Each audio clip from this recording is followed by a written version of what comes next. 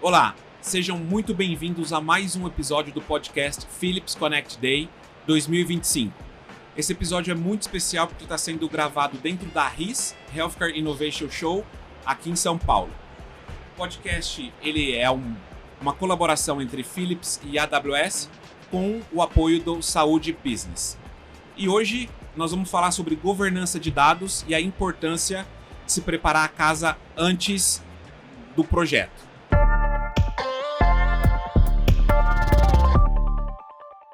Então, hoje aqui para falar sobre esse assunto, eu tenho o Paulo Jorge Rascão Cardoso, VP de técnico do Athena Saúde, e Mônica Bezerra, CIO da Santa Casa da Bahia. Muito obrigado pela participação de vocês. É uma alegria imensa ter vocês aqui hoje com a gente. É um prazer estar aqui com vocês. Muito bom. Não, obrigada. Mônica, vamos falar de preparação de casa antes da adoção de tecnologia. A gente vive um mundo de hypes, de muitas coisas acontecendo, mas preparar a casa antes para qualquer adoção de tecnologia é muito importante. E depois a gente pode falar um pouco sobre a inteligência artificial. Mas como que você vê essa importância de olhar para dentro antes de trazer novas tecnologias para a instituição? A experiência da Santa Casa da Bahia, no que concerne ao nosso plano diretor de expansão de tecnologia da informação, ela se associa um pouco a essa figura de imagem que você usou, de preparar a casa. Então, a gente entende como construção mesmo. E a base dessa construção é a governança de dados. Então, a gente se preocupou em fazer toda uma estruturação do que a gente entende como governança de dados a partir de uma premissa. Aliás, duas premissas que eu gostaria de frisar. A primeira é que o dado é um ativo da Santa Casa da Bahia. Então, a gente tem uma responsabilidade com ele, né? Evidentemente, são dados, em sua maioria, dados sensíveis, mas também ele é o norteador do nosso processo de gestão e de desenvolvimento. Então, classificá-lo nesse centro, né, como um ativo institucional, dá a ele esse caráter diferenciado de se enxergar. A segunda questão que a gente concerne muito importante é a qualidade, a interoperabilidade e como as pessoas que fazem a Santa Casa ou que se utilizam da Santa Casa, elas interagem com esse ativo, né, com o dado. Então, a partir disso, a gente construiu um arcabouço regulatório para entender o que é que a legislação nos coloca, quais são nossos deveres, nossas responsabilidades. Depois a gente começou a criar as normas regulamentares. Então, como é que esse dado transita? Quem é que acessa ele? É um dado, a gente sempre pensa muito em prontuário, né? Estava pensando nisso. Realmente precisa acessar? Tem uma pergunta, você realmente precisa acessar esse dado, né? Isso, mas não é só o prontuário. Por exemplo, a troca de informações que a gente faz com os nossos prestadores, né? Seja um equipamento onde a gente se conecta, né, com a indústria e ela faz todo o nosso monitoramento. Com que bases a gente permite esse monitoramento? A gente tem uma área de pesquisa muito grande na Santa Casa. É um processo histórico grande que a Santa Casa tem com a área de pesquisa. Como é que se dá a nossa garantia de confiabilidade num dado de pesquisa? E então, a partir daí, a gente sai construindo esses pilares que sustentam as nossas tecnologias. E com a chegada da IA, né, ainda mais porque o volume de acesso, né, que a gente começa a conectar, né, então aí já estamos falando em data lake, falando em conexão de vários dados, então isso escala a nossa responsabilidade. Então, ter essa base, né, bastante sólida e apoiadas em pilares seguros foi a escolha que nós fizemos. Interessante. E, Paulo Jorge, dentro da sua instituição, como que você vê vamos arrumar a casa primeiro, vamos entender o que a gente tem para depois olhar para novas tecnologias? Se faz sentido ou não faz sentido? Dando continuidade aqui o que a doutora Mônica falou, a gente entende essa questão de preparar a casa mais ou menos organizando em 3 principais conceitos, né? O primeiro conceito é a confiabilidade do dado que você tem ali. Então tem um quê aqui de padronização, como é que você padroniza o dado para que ele circule dentro da tua organização da mesma forma, tendo os mesmos conceitos. O segundo conceito é a dimensão de segurança, né? Você precisa ter investimento forte em segurança. Você está lidando com dados de saúde de diversos níveis e eles são obviamente sempre muito sensíveis, né? E você precisa investir muito em garantir a segurança desse dado, mesmo que ele não transite dentro da tua organização, mas você precisa investir na questão da segurança. E por último, e aí é uma questão que é o que permite, no fundo, você criar coisas, é a questão de um pouco de transparência e disponibilidade desse dado, né? De nada adianta você ter uma riqueza, a boa comparação é com aquele baú de moedas de ouro do tio Patinhas, né? Que ficava ali dentro, era ele que era rico, mas aquela riqueza você não distribui para ninguém e não distribui para a tua organização como um todo, né? Então a nossa organização ela é fruto da incorporação de 8 operadoras no país, diversas regiões desse país, e 12 hospitais, né? Então, na hora que você faz isso, você precisa ter garantias de que o teu dado é confiável, ele é padronizado, ele está seguro e, obviamente, eu vou disponibilizar na hora que eu quiser adotar qualquer tipo de projeto novo de inovação e tecnologia, seja ele envolvendo inteligência artificial, que é o grande buzzword do momento, né? Seja ele envolvendo qualquer tipo de tecnologia, né? E também, reverberando um pouco no que a doutora Mônica comentou, existe uma questão aqui de interoperabilidade, né? A interoperabilidade de dados hoje, ela, para as instituições, né? Ela é quase que uma obrigação. Você precisa interoperar isso para você poder entender padrões, você ter resultados, você entender eficácia, eficiência da tua organização e, eventualmente, até construir projetos que visem crescimento, expansão, para onde você quer ir. E aproveitando esse ponto que você tocou, o seu ambiente é bem complexo, de várias instituições também. Olhando para a interoperabilidade, qual que é a tua preocupação em garantir que o médico ou o paciente, vamos pegar um paciente, ele é o mesmo em toda a jornada? Porque troca, você pode perder, às vezes você está analisando um dado, você acha que é o mesmo paciente, mas mudou. Então, como que você consegue gerenciar, olhar para esse paciente com toda essa complexidade e saber que ele é um indivíduo único? Esse é o grande desafio das organizações de saúde, quando elas não são estanques, né? E é por isso que a interoperabilidade ela é fundamental. E você tem que criar padrões para que esse dado transite nas tuas, vamos dizer assim, nas tuas entidades que compõem essa organização. É importante notar que no sistema de saúde brasileiro a gente tem uma integração entre o público e o privado, isso é um ponto importante.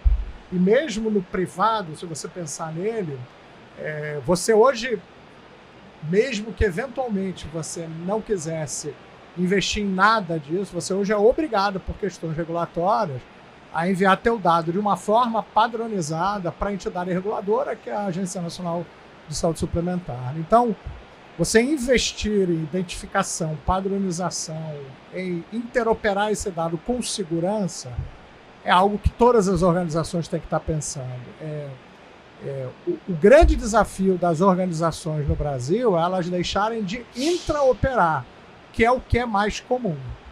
E aí tem, obviamente, uma série de outros desafios que são estratégicos, são econômicos, são desafios de mercado, que é como que eu consigo interoperar entre a minha organização e uma outra organização, que eventualmente não faça parte do grupo econômico da qual a gente pertence, mas que eventualmente você tenha assim um benefício para aquele indivíduo. Esse é o grande desafio. Existem diversos sistemas de saúde no mundo que já operam, fazem isso de uma forma muito mais avançada aqui no Brasil, mas, diga-se de passagem, o governo brasileiro, através do Ministério da Saúde, uma série de iniciativas que estão sendo feitas, está evoluindo nessa linha de estimular a interoperabilidade cada vez mais, né? E criando regras, né? Há bem pouco tempo, esse ano, saiu um guia prático sobre governança de dados em saúde, publicado pelo Ministério da Saúde, que é um guia importantíssimo de como é que a política pública de saúde vai entender essa questão de governança de dados em saúde. Então, é muito importante que todas as organizações entendam isso, porque isso é um caminho sem volta. Eu entendi. Bom, se você falando aqui, minha cabeça vai voando, tanta coisa, tanta pergunta, mas vamos olhar aqui para os dados, né? Depois eu quero falar sobre interoperabilidade também, se a gente tiver mais tempo. Mas, Mônica, eu costumo dizer que quem não tem dados para tomar decisão é só mais uma pessoa com opinião, né? Eu acho que e aí, se você tem as informações, hoje vocês já conseguem tomar decisões estratégicas da organização baseado nos históricos, nos dados que vocês hoje... A Santa Casa hoje é uma organização guiada por dados. Não apenas nos hospitais onde nós atuamos, mas a instituição como um todo, na faculdade, nos outros negócios que a Santa Casa tem. Então, nós começamos nessa jornada, seguramente há mais de 15 anos atrás, com o BI. Acho que todo mundo aqui tradicional. Teve um para chamar de seu. Porque, né? E onde a gente tinha a questão de usar para olhar para trás, né? Era um museu de grandes novidades, o BI, né? Era você olhar o retrovisor e tentar projetar o futuro. E isso a gente foi criando maturidade, não só tecnológica, mas sobretudo sobre quem usa. E aí eu queria trazer ao centro da conversa uma questão que é muito importante na nossa casa, quando a gente fala de governança de dados, é que a governança de dados não é uma prerrogativa da TI. Isso não é um tema que seja a responsabilidade da TI. A governança de dados faz parte do arcabouço de governança institucional da Santa Casa. Então, ele não é um projeto de TI, é um projeto da Santa Casa. E para que a gente possa colocar esse volume hoje, que a gente consegue, né, começar já a fazer projeções a partir de dados e expectativa, e o uso de IA nada mais é para a gente do que utilizar esse aprendizado para projetar o futuro, a gente precisa aculturar a nossa comunidade, né, de colaboradores, ou seja, quem acessa o dado, para entender não só o óbvio, né, as suas responsabilidades, as questões regulatórias, transparência, mas também a interpretação. Essa acho que foi a grande mudança de chave que a gente fez na casa. E como que vocês olham para esse ponto de interpretar? Porque o dado é uma coisa é ter a informação, certo? Eu posso ter, vocês estão com sistemas transacionando dados o tempo inteiro. Como que eu leio esse dado? Que valor que eu tiro dele? Aqui é o outro capítulo ainda, né? Essa foi a construção do projeto, né? Nós começamos lá atrás olhando uma questão simples, produção. Eu acho que talvez seja assim que a maioria das instituições transitam, né? Primeiro, assim, o que é que eu estou produzindo? Como é que eu estou me portando em relação ao que eu planejei? Então, a partir dessa questão objetiva, era de acompanhar o que aconteceu até ontem, a gente começou a fazer uma série de cursos, treinamentos e discussões com os nossos gestores. E aí eu estou falando os gestores desde a primeira linha de gestão, né? A turma mais nova no processo de... Para que você quer essa informação? Essa informação é importante? Né? Você vai usar para quê? Faz sentido? Estamos falando a mesma coisa? O léxico é muito importante, porque como eu falei de produção, né? Se eu falar de faturamento com você, a gente pode pensar o faturamento realizado, né? Ou seja, a produção propriamente dita, o faturamento faturado, ou seja, entregue a uma fonte pagadora, o faturamento recebido.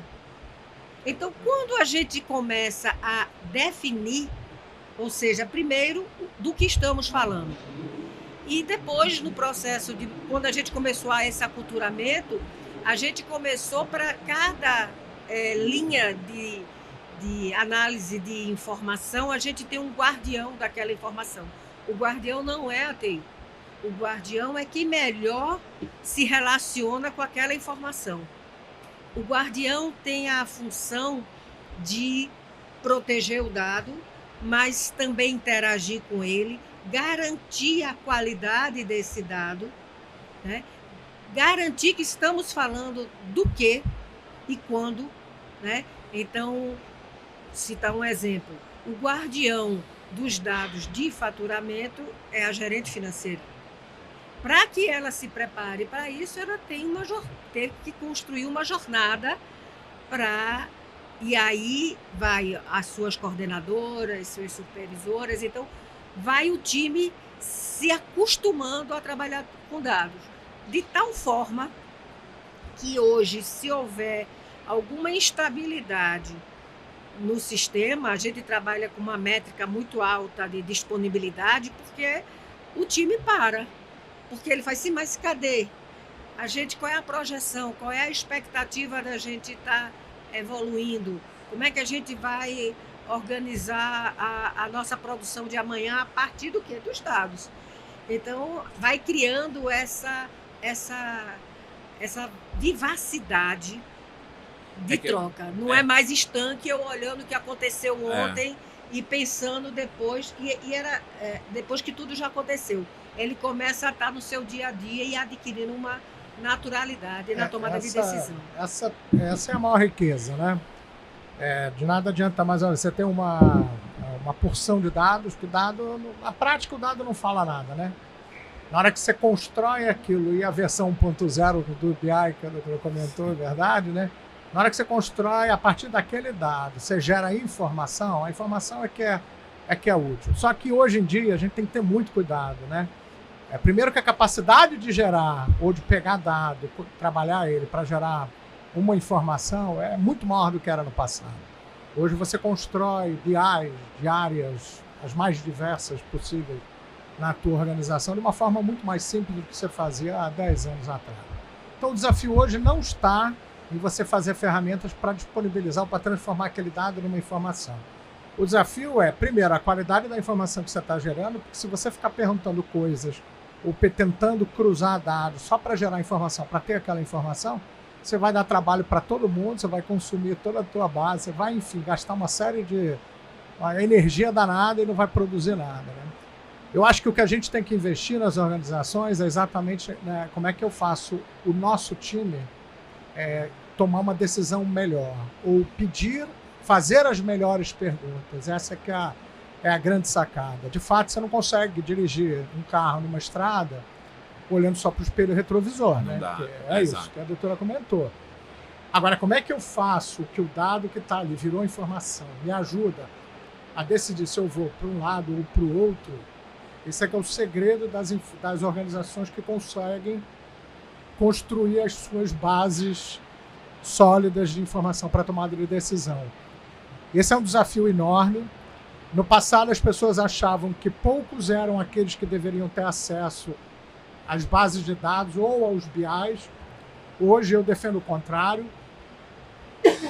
Quanto mais você democratizar isso na tua organização, seguindo todas as regras de compliance, segurança e governança, quanto mais pessoas tiverem acesso a isso, obviamente, num determinado nível, você consegue ter mais gente pensando em soluções para a tua organização.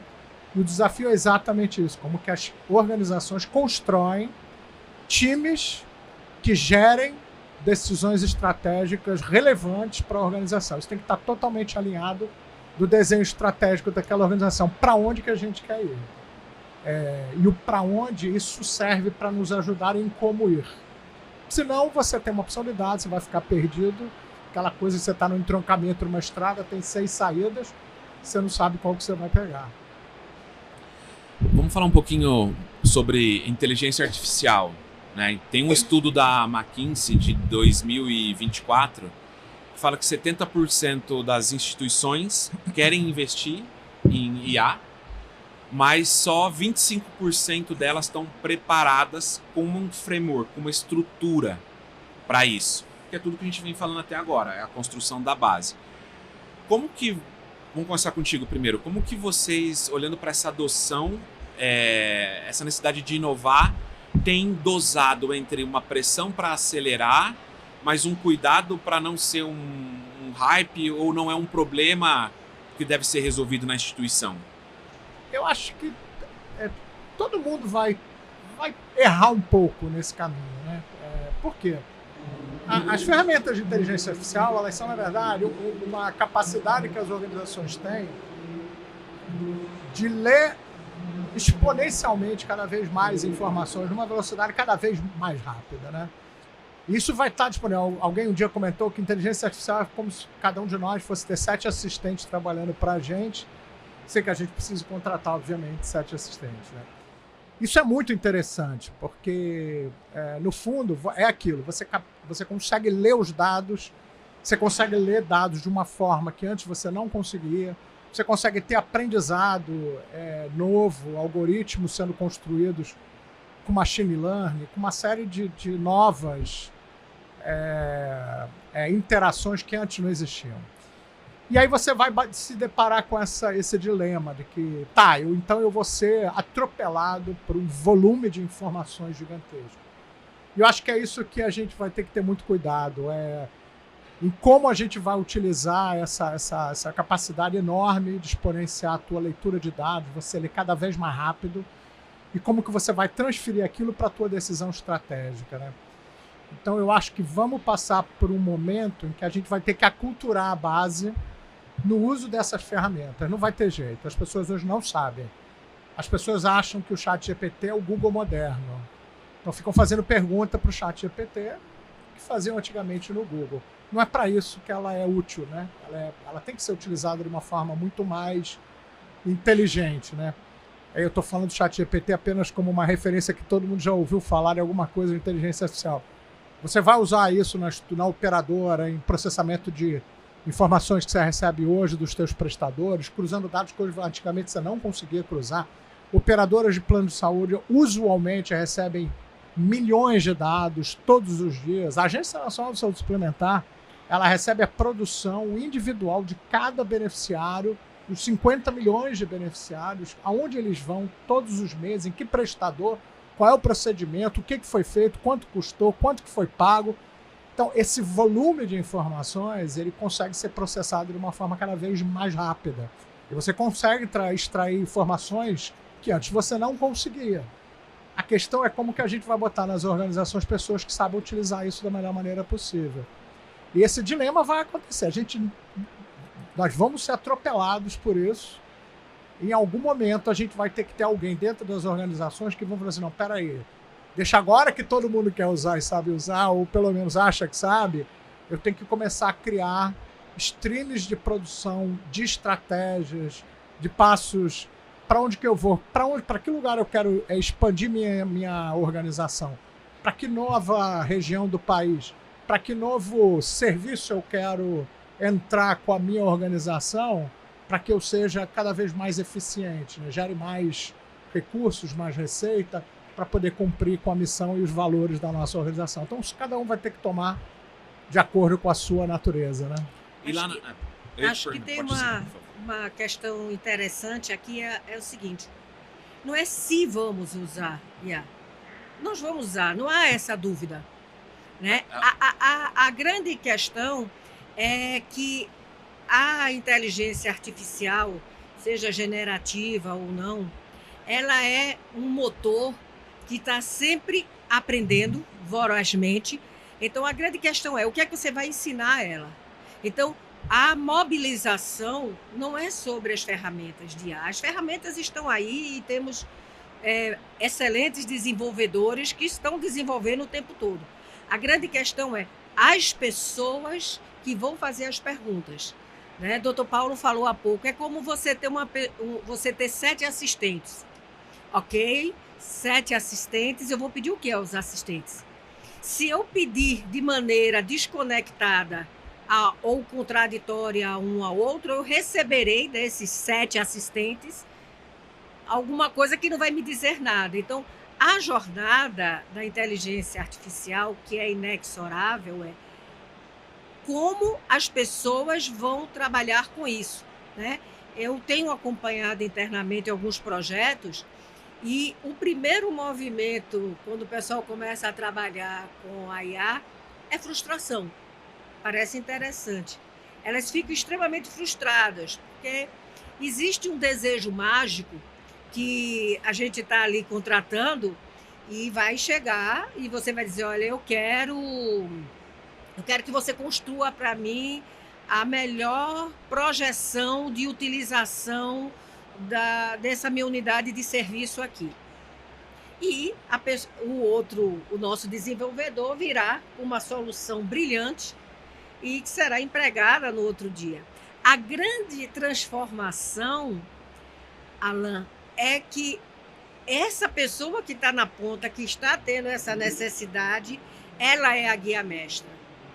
É ela que vai ajudar a desenvolver, porque a gente vai aprender com ela. Eu estou falando ela, mas poderia ser um time, o que seja. Então, se eu quero criar alguma coisa, quero que ela seja um movimento, eu tenho que ensinar. E é ensinar como se ensina uma criança. Você tem que ter o dado. Se você não tiver o dado, a IA não vai aprender. Então, você não pode querer que ela desenvolva algo que não existe. Essa é a pegadinha, só para concluir, da IA. A IA é brilhante e é extremamente útil, desde que haja o dado confiável. Senão ele não vai ter o que desenvolver. Esse é um ponto que eu queria falar não contigo. Não é oráculo. Então, um ponto que eu queria puxar contigo aqui também é se você vê nesse uso riscos reputacionais, riscos financeiros do mau uso, que conecta um pouco com o que se você treina errado, se você ensina errado, ela pode te dar uma resposta que ela tem algum viés, né? E aí esse entra um cuidado. Então, está na agenda de vocês essa preocupação com a reputação da instituição no uso dessas tecnologias, ou uso do dado, vamos falar, né? Eu não diria que é uma preocupação que surge com a IA. Isso. A IA pode potencializar esse risco, mas esse risco existe em qualquer negócio, em todos os nossos negócios, e ainda mais crítico com a gente que trabalha na área de saúde, né? Então, se imagine aqui, se eu tenho uma área de ressonância magnética e eu trago um médico não radiologista, não preparado para dar um laudo, eu corro um risco reputacional imenso, mesmo ele sendo um médico, porque há vieses que só uma pessoa treinada e capacitada poderia pegar aquela imagem e discernir se aquilo dali é um artefato que surgiu ou se é um tumor, né? Então, o risco ele é inerente do negócio. A nossa responsabilidade é que nos faz trilhar e testar. E por isso que IA não é oráculo, não é mágica, nem é pensamento desejoso. Ele é uma construção, e uma construção sempre em melhoria contínua. Então, a gente desenvolve a primeira etapa, testa, aí tá ok, aí a gente vai para a próxima pergunta, e ali vai construindo. E insisto, eu acho que se eu pudesse dizer alguma coisa é o seguinte: só existe A se houver dado. Então, pensamento desejoso não constrói A. E A só existe se existir um dado confiável, evidentemente. Mas não é apenas, ela não responde a uma vontade. Aí sim é o grande risco. Se você faz uma pergunta ao ChatGPT, né, doutor? Ele vai lhe responder alguma coisa. Aí vem as alucinações. Mas esse é o cuidado que eu vejo. E é uma preocupação que está latente em toda a nossa jornada. E lembrando uma coisa que a senhora comentou agora há pouco, que a governança das informações, ela não é só responsabilidade da área de tecnologia, né?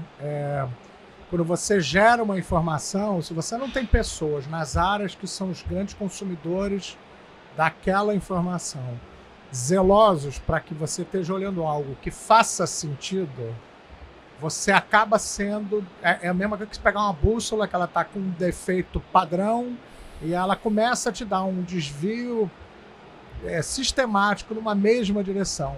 Pode ser que você só perceba aquilo quando você estiver na beira do precipício. E isso é uma coisa...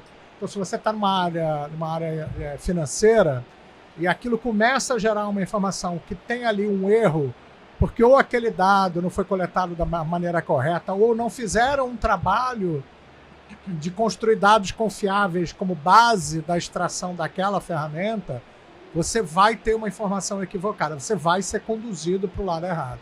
E aí pode ser uma série de coisas reputacionais, financeiras, enfim, até tomadas de decisão estratégicas completamente equivocadas. Vou citar um exemplo bem pitoresco, né?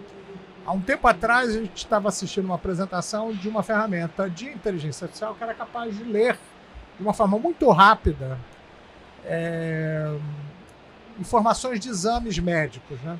O objetivo daquilo era ter uma velocidade de produção de laudos de exames muito mais rápida, aumentar a produtividade daquele setor, e você com isso, obviamente, tem um impacto também de receita, eficiência operacional, melhora do teu EBITDA sem que você precisasse expandir pessoas, né? Muito interessante, mas a base do trabalho deles era uma análise, obviamente, de um conteúdo que era dado, mas tinha ali um modelo que corrigia no final toda a parte semântica. E a apresentação deles estava cheia de erros de semântica, né? Aí você fica olhando aqui e fala assim, como é que alguém que está se vendendo como uma ferramenta que corrige isso pode me fazer uma apresentação cheia de erros? Então a impressão que eu tenho não tinha alguém ali naquela área que checasse a informação que estava saindo. Então eles foram cometendo um erro que nem eles perceberam. Então acontece assim nas informações financeiras, acontece assim nas informações assistenciais, acontece assim se você deixar numa mão de uma ferramenta para gerar um laudo de um exame que você não vai ter um revisor experiente olhando o que está sendo escrito ali. Então, concordo com a doutora, e aí resume muito bem isso. Você botar uma ferramenta de IA em cima de dados que não são confiáveis, não tem segurança e não tem um mínimo de garantia de como é que aquilo é disponibilizado, é a mesma coisa que você construir uma casa em cima de um pilar bambu. Aquilo ali não vai se sustentar.